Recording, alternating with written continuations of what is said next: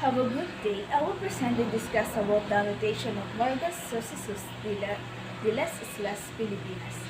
The original title of a book in Spanish is SUCESOS de las ISLAS Filipinas por el Dr. Antonio de Morga, obra publicada en México en el año de 1690. Nuevamente sacada a luz y anotada por José Rizal y precedida de un prólogo del profesor Fernando Blumentritt, or in English, Events in the Philippine Islands by Dr. Antonio de Morga, a work published in Mexico 1609. Written and annotated by José Rizal, preceded by the introduction by Professor Fernando Blumentritt. So let's first have a definition of term. First is annotation. A note of explanation or comment added to a text or diagram. Next is sucesos. Events, happenings, or occurrences. Las Filipinas. Simply means the Philippine island. Next, what it initially prompted Rizal to do the annotation.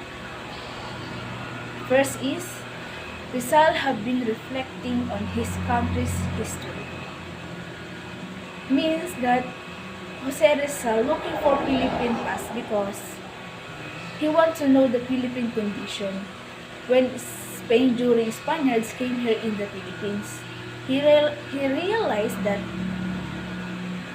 the past is important and up to present and eventually comfort the future. And the second one is Blumentritt could not be persuaded to write a history of the Philippines. Means that Dr. Jose Rizal wants Blumentritt to write a history of the Philippines because he a great writer and Rizal have read the Blumentritt works. But Blumentritt refused because he said that he encouraged Dr. Jose Rizal to write because the one who should write the history of the Philippines is an Idiot, not an foreigner.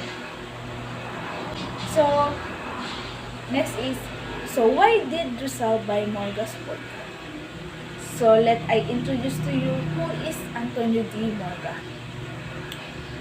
Antonio Morga is a Spanish lawyer.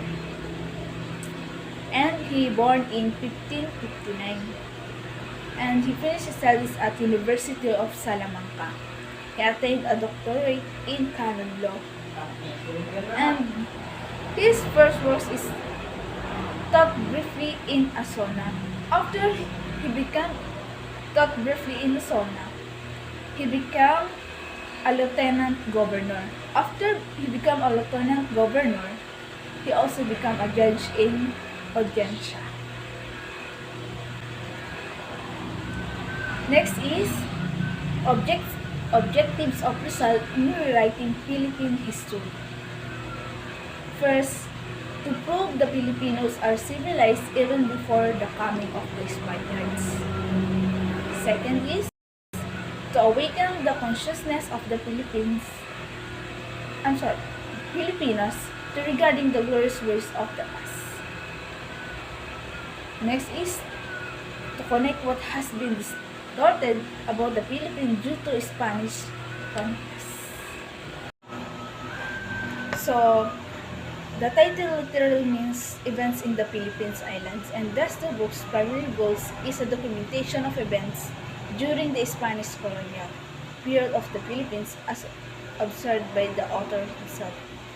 The book also includes Filipino customs, traditions, manners, and religion during the Spanish conquest.